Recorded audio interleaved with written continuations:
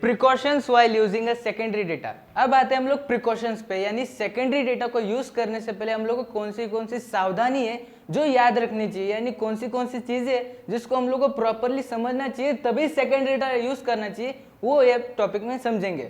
So first precautions हम लोग का ये आता है कि जो भी मैं डेटा कलेक्ट करने वाला हूँ सेकेंडरी सोर्सेज से, फर्स्ट ऑफ ऑल उसको मुझे वेरीफाई करना है। वेरीफाई करना है यानी उसको मुझे प्रॉपरली चेक करना है कि वो डेटा बेसिकली किसने कलेक्ट किया था, कौन से सोर्सेज से कलेक्ट किया था। क्यों? तो वो डेटा रॉन्ग भी हो सकता है। जैसे कि अगर मैं बोलूँ प्राइवेट सेक्टर्स की, सो प्राइवेट सेक्टर वाले कौन सा डेटा कलेक्ट करते हैं, तो उन लोग की जो आइडियोलॉजी होती है, यानी उन लोग को जो प्रेफरेबल होता है, उन लोग को जो इंटरेस्टेड डेटा होता है, उन लोग वैसा ही डेटा कलेक्ट करते हैं। और अगर मेरी स्टडी डिफरेंट हो तो मैं उन लोग का डेटा अगर लेने जाऊंगा तो वो तो डिफरेंट हो जाएगा ना, तो उधर प्रॉब्लम क्रिएट हो सकती है। फॉर एग्जाम्पल कि जो प्राइवेट सेक्टर है, जो प्राइवेट ऑर्गेनाइजेशन है, उन लोग ने समझो कि 2022 का डेटा कलेक्ट करके रखा है और मुझे जो स्टडी के हिसाब से डेटा चाहिए वो चाहिए 2023 का। सो अभी कैसे हो पाएगा, क्योंकि मुझे चाहिए 2023 का, उन लोग ने किया है 2022 का, तो वो टाइम पे मैं वो डेटा लेके क्या करूंगा, है ना। सो फर्स्ट ऑफ ऑल ये प्रिकॉशन हम लोग को प्रॉपरली देखना चाहिए कि जो भी डेटा मैं कलेक्ट कर रहा हूँ वो किसने कलेक्ट किया है और कहाँ से कलेक्ट किया है। ठीक है, ये फर्स्ट प्रिकॉशंस होता है। दूसरे प्रिकॉशंस की अगर मैं बात करूं तो जो हम लोग का the purpose of collecting of data है, यानी जो मेरा पर्पस है डेटा कलेक्ट करने का, कि मैं डेटा कलेक्ट क्यों कर रहा हूं, तो मेरा रिविलेंट होना चाहिए पर्पस ऑफ स्टडी से।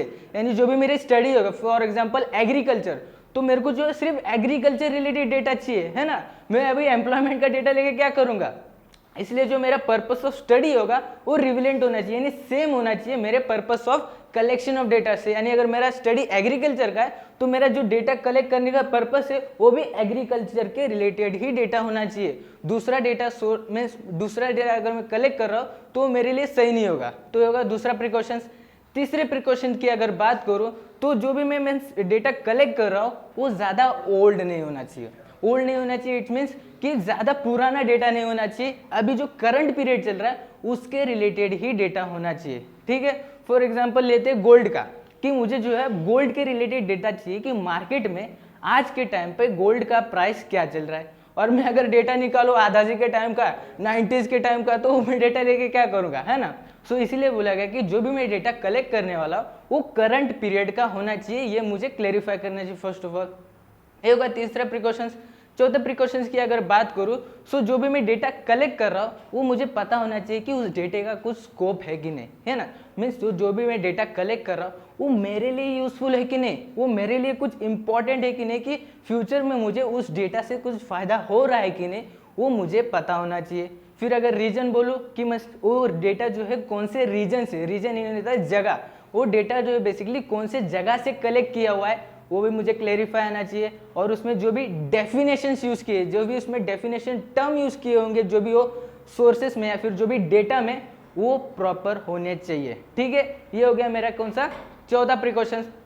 पांचवें प्रिकॉशंस की अगर मैं बात करूँ, सो जो भी एस्टिमेटेड डेटा होता है, एस्टिमेटेड डेटा नहीं होता है अंदाजा लगाया हुआ डेटा, है ना, जो कि बस अंदाजा मार के कलेक्ट किया हुआ डेटा होता है। सो जो भी एस्टिमेटेड डेटा होता है उसको डायरेक्टली कभी नहीं यूज करना चाहिए। क्यों?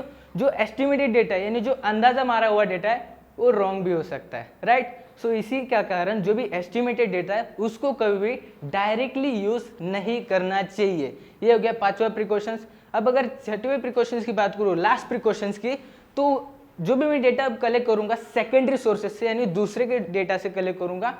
First of all as an अगर मैं इन्वेस्टिगेटर हूँ तो मुझे ये पता होना चाहिए कि वो बंदे ने जिससे भी मैं डेटा कलेक्ट कर रहा हूँ उसने कौन से मेथड से डेटा कलेक्ट किया था। फॉर एग्जांपल अभी मैं अगर उससे डेटा कलेक्ट कर रहा हूँ तो अगर उस सामने वाले ने समझो डायरेक्ट इंक्वायरी के द्वारा डेटा कलेक्ट किया था, सो उसकी वजह से क्या मैं उस पर ज़्यादा भरोसा कर सकता हूँ। क्यों? उसने डायरेक्ट इंक्वायरी से किया था।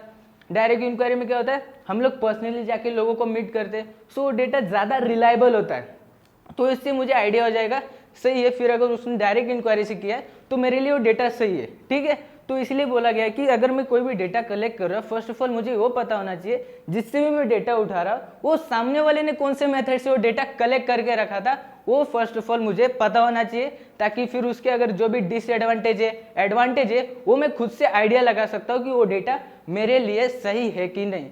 सो ये थे 6 प्रिकॉशंस। और ये 6 प्रिकॉशन के साथ हम लोग का चैप्टर नंबर 1 यहीं पे कंप्लीट हो गया। Thank you so much. आशा करता हूँ आपको इस चैप्टर पसंद आया होगा, मेरा एक्सप्लेनेशन पसंद आया होगा। सो मिलते हैं अब नेक्स्ट वीडियो में, तब तक के लिए थैंक यू सो मच।